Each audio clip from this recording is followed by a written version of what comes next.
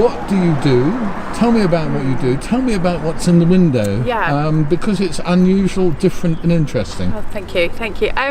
So I have been making sound art for a really long time. I use walking as kind of a research tool, a bit of a way of exploring, meeting people. So these kind of interactions where you haven't really planned it, and then you get to have conversations with people. And I often record and make sound work from that. Occasionally video, but for a long time I haven't done painting. I haven't made anything that feels really tactile or something that I can pick up and hold, or somebody else can pick up and hold.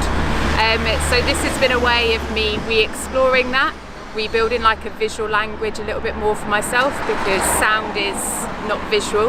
It can evoke visuals but isn't visual in itself.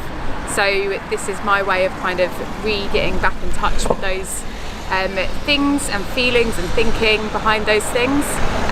Still very much thinking about walking and mapping and experiences of that. So there's lots of kind of numerical information, which is coordinates and things like that. Yeah. One of the things you do is you add a line of text onto your art. Tell me about that. Yeah, so this one is inspired. I read a lot as a way of thinking first about what I want to create, and this is from Margaret Atwood, who wrote Handmaid's Tale, Testament and things like that, and I find her writing really evocative. And she has written, it's like a short story, prose, about the idea of a blank page. So what do you do when you get hit with a blank page? And there's a lot of writers, I mean, she's obviously a writer, but artists also have this fear, I think, of a blank page sometimes. And I think it really spoke to me, because this is how I feel a little bit, picking back up a paintbrush again and feeling quite uncomfortable and not really knowing what I'm doing, and thinking about these things and kind of trying to explore that a little bit. One of the things 142 has done very well with over the last couple of years is actually allowing artists to sell their work.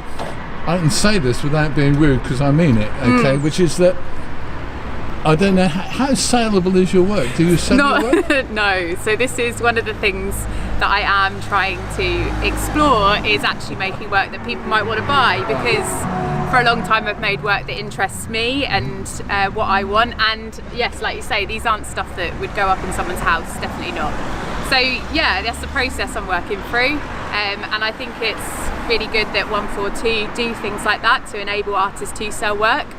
So it is something that I've got an exhibition in the summer here as well, so I think this is kind of a work in progress towards maybe something that I could turn into a bit more of a business. Yeah, but realistically. You obviously like doing big stuff, don't you? Yes, very much so.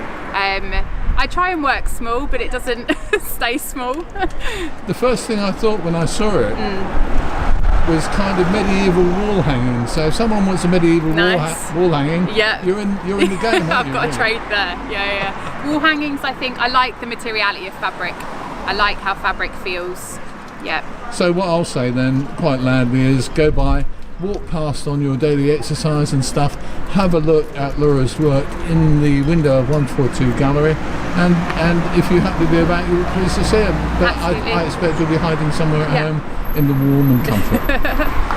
Thanks. Okay, now, so thank you for that. We wish you well. Thank you.